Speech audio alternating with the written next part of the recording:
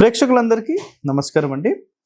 ఈరోజు మనం ఒక ఎపిసోడ్, చాలా ఇంపార్టెంట్ ఎపిసోడ్, రియల్ టైంలో మన ఏపీ తెలంగాణలో చాలామంది ఇళ్లలో ప్రతిరోజు జరిగే ఒక రక్తపాతానికి సంబంధించిన కంటెంట్ అన్నమాట ఇది. సో వాస్తు దుందుబిలో ఒక పాయింట్ ఏం చెప్పారంటే, రుధిర వేద గురించి ఒక కండిషన్ చెప్పారు. వాటికి సంబంధించిన వివరాలు మనం ఈ వీడియోలో చెప్పడం జరుగుతుంది. సో ఇక్కడ మెయిన్ ఇంపార్టెంట్ హెడ్డింగ్ ఏంటంటే, గృహమునందు రక్తపాత దోషము దేని వల్ల కలుగుతుంది, సో ఇది ఒకవేళ కలిగితే మనం దీన్ని ఎలా నివారించుకోవాలి, సో వీటికి సంబంధించిన కంటెంట్ అన్నమాట ఇది. సో సార్, గృహంలో రక్తపాత దోషం ఎందుకు జరుగుతుంది? సో చాలా మంది మాట్లాడుతుంటారు. సో గృహాలలో రక్తపాత దోషానికి సంబంధించినది ఏంటంటే, కొన్ని సందర్భాలలో ఎవరినో చంపేశారు సార్ అని మాట్లాడతారు.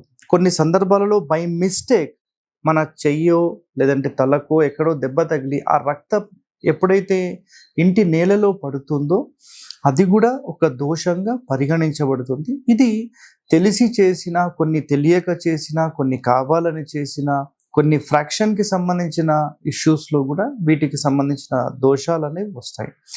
సో ఇలాంటి దోషాలు జరిగాయి. సో మరి పరిష్కారం ఏంటి, నేను ఈ వీడియోలో చెప్తాను మీకు. అదేవిధంగా ఇప్పుడు ఏదైనా ఒక ప్రాణికి సంబంధించి హత్య జరిగింది.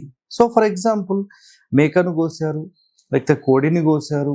ఇలా మనం ఏవైతే అంటే చాలామంది తినే వాటికి సంబంధించి కూడా ఇంటి లోపల బలి అంటూ ఇస్తూ ఉంటారు.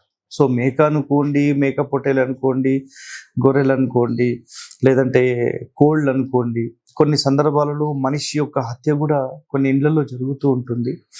సో ఇలా జరిగినప్పుడు మరి దాని పరిష్కారం ఏంటని చాలామంది అడుగుతూ ఉంటారు. సో దీని పరిష్కారం కూడా చాలా ఈజీనండి.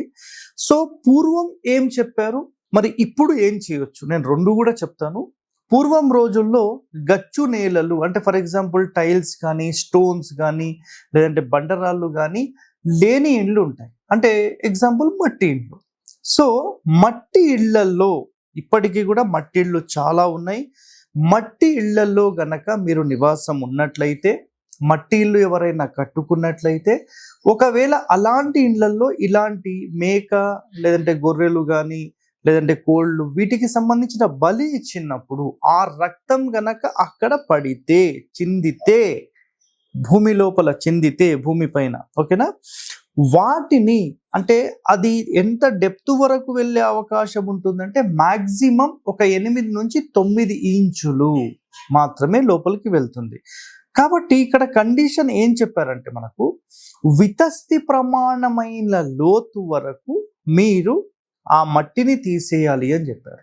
సో ఫర్ ఎగ్జాంపుల్ ఒక స్పాట్లో చిందింది, సో అక్కడి నుంచి సరౌండింగ్ ఒక 2-3 ఫీట్ వరకు మొత్తం ఆ మట్టిని అంతా తీసేసేసి మళ్ళీ ఫ్రెష్ పొలం మట్టి వేసి మళ్ళీ దాన్ని పసుపుతో పంచగవ్యాలతో మొత్తం మంచిగా తడిపి మళ్ళీ లెవెల్ చేసుకున్నారు. ఇది ఒక ప్రొసీజర్. సో ఎక్కడైతే ఆ రక్తం చిందుతుందో ఆ ప్రదేశానికి నీరెస్ట్ మొత్తం కూడా క్లీన్ చేసి మళ్ళీ వేస్తే ఆ దోషం అయితే ఉండదు ఇంకా.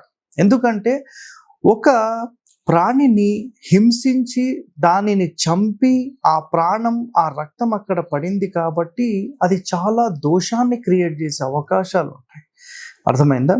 సో అలాంటిది ఉండొద్దంటే మట్టి నేలలైతే ఇప్పుడు నేను చెప్పించేస్తే సరిపోయింది. సార్ మరి మేము టైల్స్ వేసుకున్నాము, లేదంటే స్టోన్ వేసుకున్నాము, లేదంటే మొత్తం ప్లాస్టింగ్ చేసేసుకున్నాం సిమెంట్తో అనే మాటలు మాట్లాడతారు కదా, మరి మేమేం చేయాలి సార్ అని మాట్లాడతారు. ఒకవేళ ఈజియెస్ట్ వే అంటే శాస్త్రంలో ఏం చెప్పారంటే ఈజియెస్ట్ వే చెప్పారు, హార్డెస్ట్ వే కూడా చెప్పారు. ఇందాక మనం చెప్పింది హార్డెస్ట్ వే, అది చాలా కష్టమైన వర్క్. ఎందుకంటే తీయడము, మళ్ళీ తీసుకొని రావడం, మళ్ళీ లెవెల్ చేసుకోవడం, మళ్ళీ ఇవన్నీ చేసుకోవడం కష్టమైనది. సో ఇంకా ఈజియెస్ట్ వే ఏంటంటే, పూర్వం గచ్చు నేలలు అంటే గచ్చు బండలు ఉండేవి, ఓకేనా, బండలు. సో అలాంటి బండల మీద పడితే వాటిని కనీసం వారం రోజుల పాటు శుద్ధి చేయాలి అని చెప్పేశారు. వారం రోజులు శుద్ధి చేసి దాని తర్వాత పంచగవ్యములతో మొత్తం క్లీనప్ చేయాలి. సో ముందుగా పసుపు నీళ్ళు, పసుపు నీళ్ళు, ఉప్పు నీళ్ళు వీటితో మొత్తం శుద్ధి చేసేసి ఫైనల్గా పంచగవ్యాలతో చేయాలి. సో నేను సింపుల్గా ప్రొసీజర్ చెప్తాను, గుర్తుపెట్టుకోండి. ఒకవేళ మీ నేల మీద పడింది, సో దాన్ని కంప్లీట్ ప్రతిరోజు మనం పసుపు నీళ్ళు కొంచెం ఉప్పు వేసేసి మొత్తం క్లీనప్ చేస్తాం. అట్ ద ఫినిషింగ్ 1 వీక్ తర్వాత మాత్రం మీరు ఏం చేయాలంటే, పంచగవ్యాలు అంటే చాలా మందికి ఇంపార్టెంట్, ఇది లైఫ్ టైం ఉపయోగపడుతుంది. మీరు ఇల్లు ఎప్పుడు శుద్ధి చేయాలన్నా ఇది మాత్రమే గుర్తుపెట్టుకోండి.